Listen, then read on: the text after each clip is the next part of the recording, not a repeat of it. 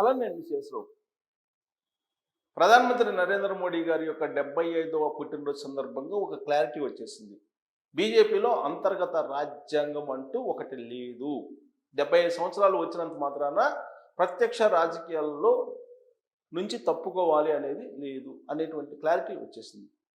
దీనికి మద్దతుగా నిశాంత్ దూబే అనేటువంటి బీజేపీ నేత ఈయన నరేంద్ర మోడీ గారు 4వ సారి కూడా పీఎం అవుతారు అని చెప్పారు. అంటే 2029లో మళ్ళీ రావాలి ఎలక్షన్స్. అప్పటికి 78 సంవత్సరాలు, అంటే 80కి దాదాపుగా దగ్గరలో ఉంటారు నరేంద్ర మోడీ గారు. అప్పుడు కూడా నరేంద్ర మోడీ గారే ప్రధానమంత్రి అభ్యర్థి, ప్రధాని 4వ సారి అవుతారు అనేది నిశాంత్ దూబే గారు చెప్తున్నారు. బీజేపీలో ఉండేటువంటి లీడర్లు ఎవరు కూడా ఈ మాట చెప్పలేదు, కానీ బట్ ఇండైరెక్ట్గా అందరూ అంగీకరించారు. ఎలా అంగీకరించారు అంటే, నరేంద్ర మోడీ గారు బర్త్డే సందర్భంగా అనేక మంది విషెస్ తెలియజేశారు. కొంతమంది ట్విట్టర్ వేదికగా, కొంతమంది సోషల్ మీడియాలో వేదికగా, మరి కొంతమంది డైరెక్ట్గా కలిసి, ఇంకొక మంది ఫోన్లో, ఇట్లా రకరకాలుగా సపోర్ట్ చేశారు. ఆయన్ని సపోర్ట్ చేసి ఆయన బర్త్డేని సెలబ్రేట్ చేశారు. చాలా ఘనంగా సెలబ్రేట్ చేశారు. ఎవ్వరు కూడా ఈ అంతర్గత రాజ్యాంగం గురించి ప్రస్తావించలేదు. అంటే వాళ్ళందరూ కూడా అంగీకరించినట్టే. ఇప్పుడు ఆర్ఎస్ఎస్ కానీ, లేదా కేంద్రంలో మంత్రులు కానీ, లేదా బీజేపీ పార్లమెంటు బోర్డులో ఉండేటువంటి మెంబర్స్ కానీ, వీళ్ళందరూ ఆమోదించినట్టే భావించాలి మనం. కాబట్టి నో రిటైర్మెంట్ నరేంద్ర మోడీ గారికి. రీసెంట్ వరకు ఏమనుకున్నారంటే 95% మంది ఏమనుకున్నారంటే, బీజేపీలో వాళ్ళు కానీ, బీజేపీ ఇతరులు కానీ ఎక్కువ మంది 75 సంవత్సరాలు వస్తున్నాయి కాబట్టి నరేంద్ర మోడీ గారికి ఆర్ఎస్ఎస్ ఎట్టి పరిస్థితుల్లో కూడా అంతర్గత రాజ్యాంగాన్ని అమలు చేస్తుంది కాబట్టి ఆయన దిగిపోతారు, ఆయన బదులుగా ఆయన ప్లేస్లో ఎవరు వస్తారు అనే దాని మీద రకరకాలుగా చర్చలు జరిగినాయి. నేషనల్ మీడియాలో, అలాగే రీజనల్ మీడియాలో పెద్ద ఎత్తున చర్చ జరిగింది.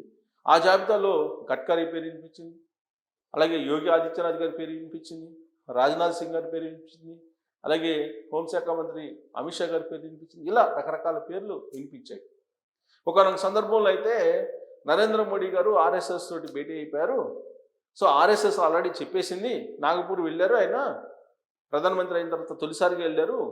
సో అప్పుడు ఆర్ఎస్ఎస్ఏ పిలిపించుకుంది, ఆర్ఎస్ఎస్ ఆల్రెడీ చెప్పేసింది, ఆయన దిగిపోవడం ఖాయం అని చెప్పి రకరకాలుగా ప్రచారం జరిగింది.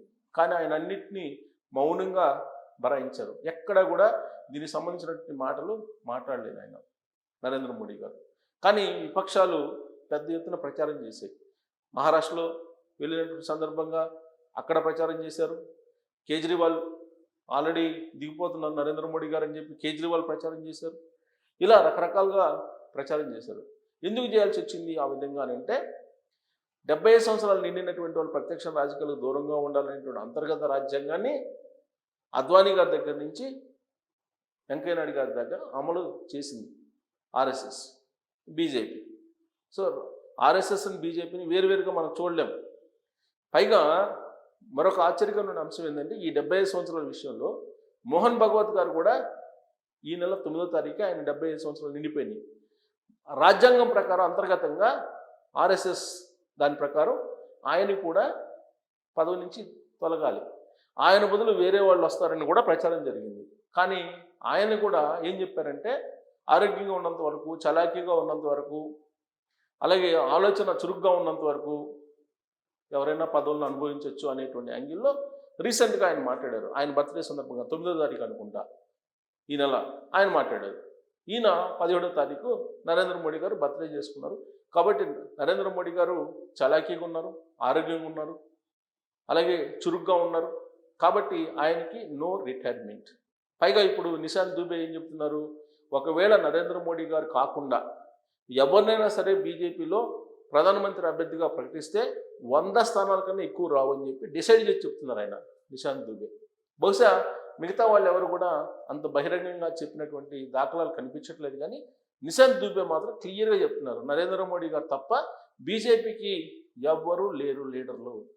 ఒకవేళ ఎవరినైనా పెట్టినా కానీ 100 స్థానాల కన్నా ఎక్కువ రావు, కాబట్టి అధికారాన్ని కోల్పోవాల్సి వస్తుంది అని చెప్పి ఆయన చెప్తున్నారు. కాబట్టి నరేంద్ర మోడీ గారు ఉంటే 4వ సారి కూడా ప్రధానమంత్రి ఆయనే అని చెప్పి చెప్తున్నారు. మరి ఆయన చెప్పిన దాంట్లో నిజముందా అంటే లేకపోలేదు. గతంలో ఉన్నటువంటి బీజేపీకి ఇప్పుడున్నటువంటి బీజేపీకి చాలా డిఫరెన్స్ ఉంది. గతంలో వాజ్పేయి గారు, అద్వానీ గారు ఉన్నప్పుడు బీజేపీలో కొంత లిబరల్గా ఉండేది, ప్రజాస్వామ్యయుతంగా ఉండేది.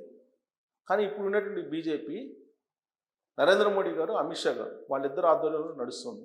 ఇది జాతీయ పార్టీ అయినప్పటికీ ప్రాంతీయ పార్టీల్లో ఏ విధంగా అయితే అధినేతల యొక్క ప్రమేయం ఉంటుందో ఆ తరహాలో బీజేపీలో కనిపిస్తుంది. ఇప్పుడు బీజేపీ అంటే గుర్తొచ్చేది ఇద్దరే, ఒకళ్ళు నరేంద్ర మోడీ గారు, రెండు అమిత్ షా గారు. వీళ్ళ భుజాల మీదనే బీజేపీ నడుస్తుంది. గతంలో ఇలాంటి పరిస్థితి ఉండేది కాదు. మురళీ మనోహర్ జోషి గారు కానీ, ఆ రోజున చాలామంది అనేక మంది పెద్దలు ఉన్నారు. ఆ రోజున బీజేపీ కంటే దాదాపు అనేక మంది పేర్లు వినిపించాయి. కానీ ఇవాళ ఆ పేర్లు వినిపించవు బీజేపీలో. సో కాబట్టి వాళ్ళిద్దరి మీద రన్ అవుతుంది. కాబట్టి బీజేపీ ఇప్పుడు భారతదేశంలో ఉండేటువంటి అనేక రాష్ట్రాల్లో, దాదాపు 21 రాష్ట్రాల్లో నేరుగా బీజేపీ కానీ లేదంటే బీజేపీతో కూడినటువంటి కూటమిలు కానీ అధికారంలో ఉన్నాయి. ఇలాంటి విజయవంతమైనటువంటి ఫలితాలు రావడానికి నరేంద్ర మోడీ గారు, అమిత్ షా గారి యొక్క వ్యూహాలే పనిచేస్తాయి భారతదేశంలో. వాళ్లే సరైనటువంటి లీడర్లు అని చెప్పేసి నిశాంత్ దుబే గారు భావిస్తూ ఉన్నారు. బహుశా ఆయనలాగా అనేక మంది భావిస్తూ ఉండవచ్చు బీజేపీలో, కానీ బయటకు వచ్చి ఎవరు చెప్పలేదు. కానీ బట్ ఆయన మాత్రం చెప్పారు. బయటకు వచ్చి చెప్పకపోయినప్పుడు కూడా నరేంద్ర మోడీ గారు కంటిన్యూ అవ్వాలి అని చెప్పి ఆయన బర్త్డే సందర్భంగా విషెస్ చెప్పినటువంటి వాళ్ళు అందరూ అంగీకరించినట్టే. దాదాపు ఆర్ఎస్ఎస్ కూడా అంగీకరించింది. అలాగే బీజేపీలో ఉన్న పెద్దలు కూడా అంగీకరించారు. బీజేపీలో ఉన్నటువంటి కేంద్ర మంత్రులు అంగీకరించారు. కాబట్టి నరేంద్ర మోడీ గారు ఇప్పుడున్నటువంటి పరిస్థితుల్లో ఆయన మాత్రమే ఎలిజిబుల్ బీజేపీలో అనేటువంటి విషయాన్ని బీజేపీ ఒప్పుకున్నట్టు కనిపిస్తుంది. ఆర్ఎస్ఎస్ కూడా ఒప్పుకున్నట్టు కనిపిస్తుంది. మరి ఇలాంటి పరిస్థితి ఎందుకు వచ్చింది అని అంటే, నరేంద్ర మోడీ గారు 3 సార్లు ప్రధానమంత్రి అయ్యారు. ఆయన హయాంలో అనేకమైనటువంటి కీలక నిర్ణయాలు తీసుకున్నారు, మరిచిపోలేనటువంటి నిర్ణయాలు. దాంట్లో బాగా చెప్పుకోదగింది ఏంటంటే 370 రద్దు. స్వాతంత్రం వచ్చిన తర్వాత స్వయం ప్రతిపత్తి జమ్మూ కాశ్మీర్ కల్పిస్తూ 370ని పెట్టారు. భారతదేశం యొక్క బడ్జెట్లో సింహభాగం దానికే వెళ్ళేది. పోనీ దాని నుంచి ఏమన్నా భారతదేశానికి ఉపయోగం అంటే ఉపయోగం లేకపోగా ఉగ్రవాదానికి స్థావరం అయిపోయిందండి. అందుకే నరేంద్ర మోడీ గారు 370ని రద్దు చేసి ఒక పొలిటికల్ హీరోగా మిగిలిపోయారు చరిత్రలో. ఆ తర్వాత నోట్ల రద్దు. నోట్ల రద్దు అనేది అవినీతిని అంతమొందించడానికి అని చెప్పి నరేంద్ర మోడీ గారు నోట్ల రద్దుని చేశారు. కాకపోతే దాంట్లో ఉగ్రవాదాన్ని తగ్గించేటువంటి ఇంకొక కార్యక్రమం కూడా ఉంది. అందుకే నోట్ల రద్దు చేశారు. నోట్ల రద్దు కూడా మరొక సంచలనం. ఇక 1 నేషన్ 1 ట్యాక్స్ అంటూ జిఎస్టీని తీసుకొచ్చారు. ఈ జిఎస్టీ కూడా ఒక సంచలనమైనటువంటి నిర్ణయం. ఇక కరోనా సమయంలో ఆయన తీసుకున్న నిర్ణయం లాక్డౌన్. ఈ లాక్డౌన్ కూడా ఆయన కాకుండా వేరే వాళ్ళు ఉంటే భారతదేశాన్ని మొత్తాన్ని కూడా ఇంత కట్టడి చేసిన వాళ్ళు కాదు, ఇంత కట్టుబాట్లతోటి తీసుకొచ్చిన వాళ్ళు కాదు. కరోనా సందర్భంగా భారీ నష్టం జరిగి ఉండేది అనేది బీజేపీ వాళ్ళు చెప్పేటువంటి మాట. ఇక తలాక్, త్రిబుల్ తలాక్ను రద్దు చేశారు. ముస్లిం మహిళలు అందుకే నరేంద్ర మోడీ గారి వైపు ఉంటారు. అలాగే పౌరసత్వం, ఇలాంటివన్నీ కూడా ఆయన సంచలనమైనటువంటి నిర్ణయాలు తీసుకున్నారు. రాబోయేటువంటి రోజుల్లో కూడా 500 రూపాయల నోటును రద్దు చేసే అవకాశం ఉందని కూడా వినిపిస్తుంది. దానికి కారణం ఏంటంటే, నోట్ల రద్దు తర్వాత 2016లో నోట్ల రద్దు తర్వాత 2000 రూపాయల నోటుని 500 రూపాయల నోటుని కొత్త వాటిని విడుదల చేశారు. ఆ తర్వాత 2000 రూపాయల నోటుని ఆర్బీఐ వెనక్కి తీసుకుంది. ఇప్పుడు చలామణిలో 500 రూపాయల నోట్లు ఉన్నాయి. అయితే ఈ చలామణిలో ఉన్నటువంటి నోట్లలో 80,000 కోట్ల రూపాయల విలువైనటువంటి కరెన్సీ ఎక్కడుందో తెలియట్లేదు భారత ప్రభుత్వానికి.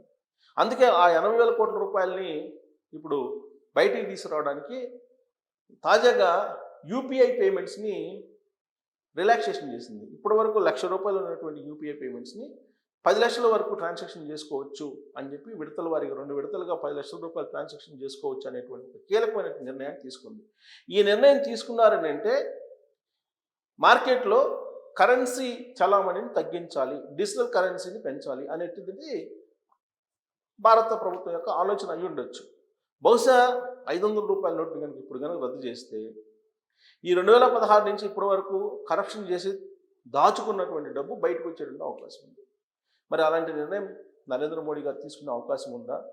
ఆయన రిటైర్మెంట్ కూడా లేదు కాబట్టి, ప్లస్ ప్రపంచవ్యాప్తంగా భారతదేశాన్ని ఒక స్థాయిలో నిలబెట్టినటువంటి లీడర్ ఎవరు ఉన్నారంటే ప్రధానమంత్రి నరేంద్ర మోడీ గారి. దాంట్లో కొన్ని లోపాలు ఉండొచ్చు, కానీ ఇవాళ ప్రపంచంలో 4వ పెద్ద ఆర్థిక శక్తిగా నిలిపాడు భారతదేశాన్ని. అలాగే దౌత్యపరమైనటువంటి సంబంధాలు, ట్రంప్ లాంటి అధ్యక్షుడిని గడగడలాడించడం వరకు కూడా నరేంద్ర మోడీ గారు సాధించినటువంటి విజయాలుగా చెప్పుకోవచ్చు. సో కాబట్టి ఆయనకి రిటైర్మెంట్ లేదు, నెక్స్ట్ ఎలక్షన్లో కూడా ఆయనే ఉంటారు. కాబట్టి ఈ లోపుగా 500 రూపాయల నోటును రద్దు చేసి ఒక సంచలనం సృష్టించే అవకాశం ఉందా అనే దాని మీద మీరు కామెంట్ చేయొచ్చు. Thank you.